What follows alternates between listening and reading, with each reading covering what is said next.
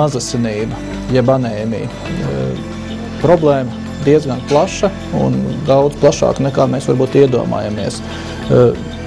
Visbiežāk tā ir saistīta ar dzelzs deficītu, bet ne tikai.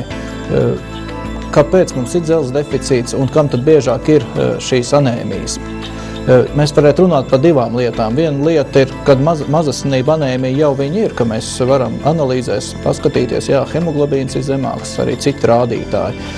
Tad ir skaidrs, jā, tur jebkuram skaidrs, ka jāsāk no ārstēt, un parasti ārstē ar dzelzs preparātiem.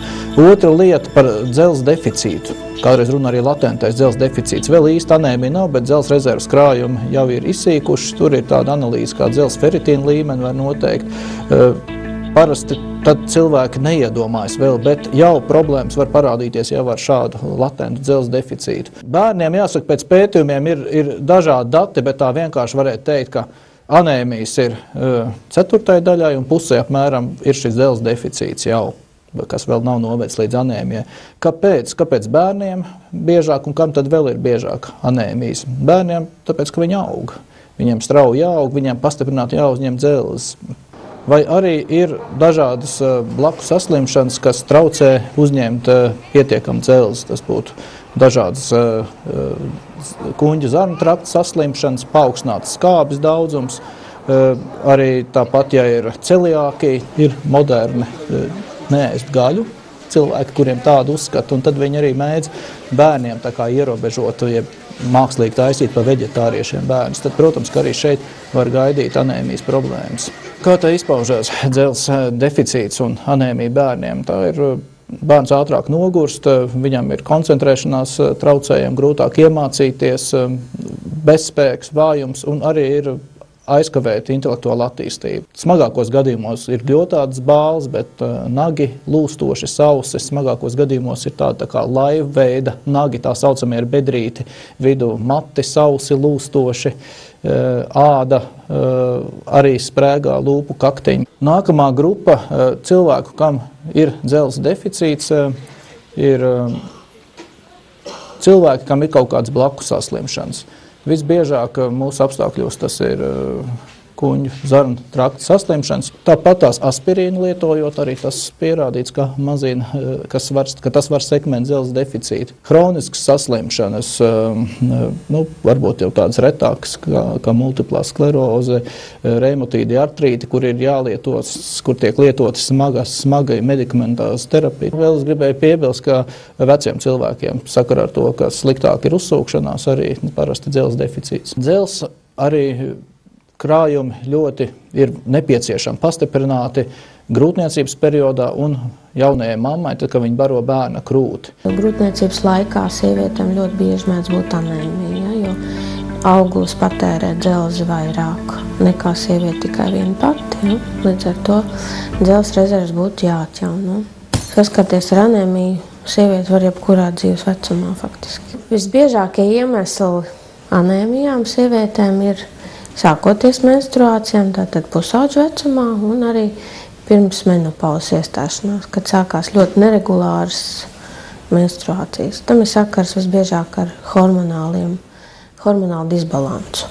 Vēl var būt iemesli anēmijai arī reproduktīvajā vecumā, kad pamatā tam ir asiņošana arī citu iemeslu dēļ, ne tikai hormonāli. Tur varētu būt miomas, kas rada pastiprinātu asiņošanu. Varētu būt arī dzemdas kakla vai dzemdas vēzis.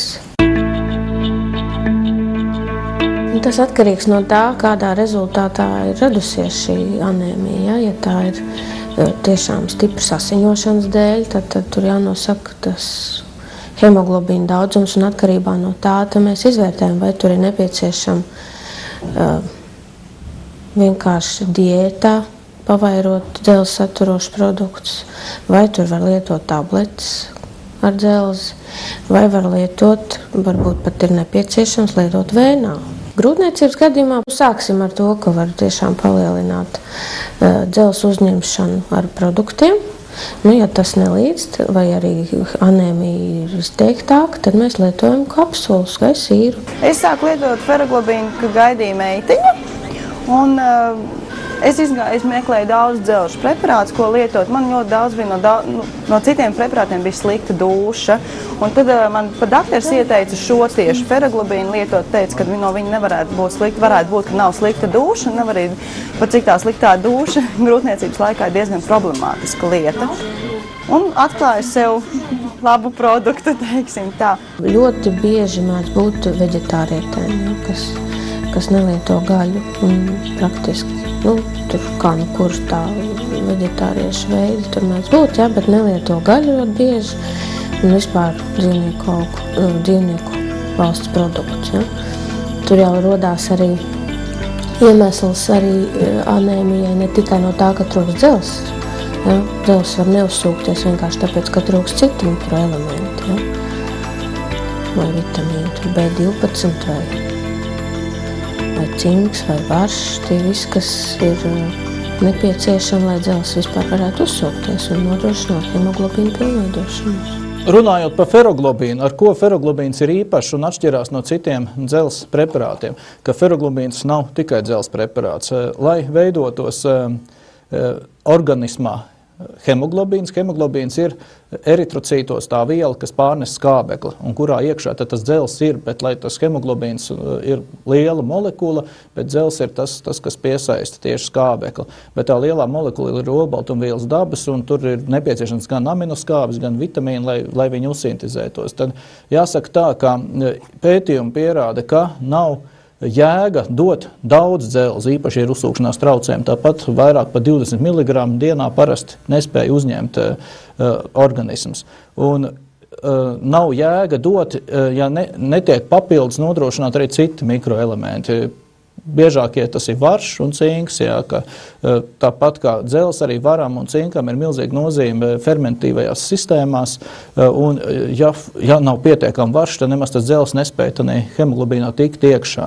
Šis ir vienīgais medikaments Latvijas tirgu, kurā jūs sastapsiet gan dzelzs, gan folskāpi, gan B-grupas vitamīnu, cinku un varu, kas būtiski nepieciešams eritrocītu un mazasinības ārstēšanai.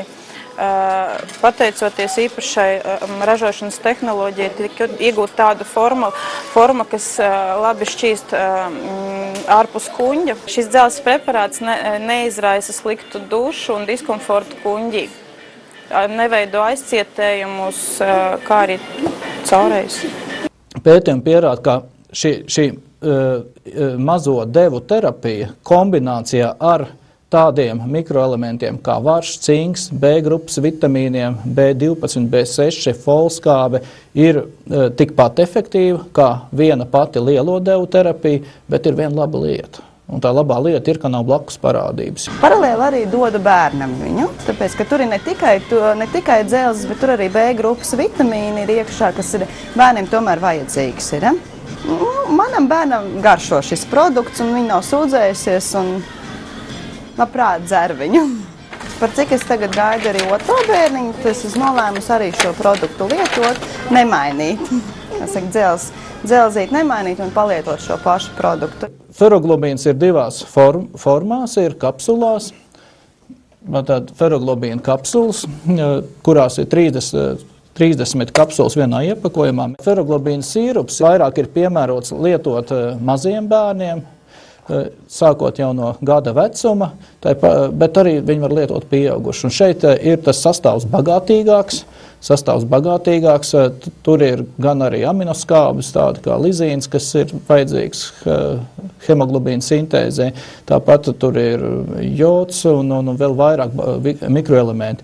Kalcija glicerofosfāts ir klāti, kas pediatri atcerās, kas ļoti labi palīdz kā anabols līdzeklis. Ja bērnam ir slikta apetīte, viņš neēd, tad palīdz arī, teiksim, pētījumos arī pierāda, ka lietojot feroglobīnu uzlabojas ne tikai asins rādītāji, bet arī bērnam apetīte uzlabojas, viņš labāk ņemās svarā. Dzelzs nepieciešams bērniem, kamēr viņi aug visu šo vecumu, bet īpaši vajadzīgs, ja bērns bieži slimo, īpaši pēc saslimšanām, kad atveseļojas arī tiem, kas sporto daudz.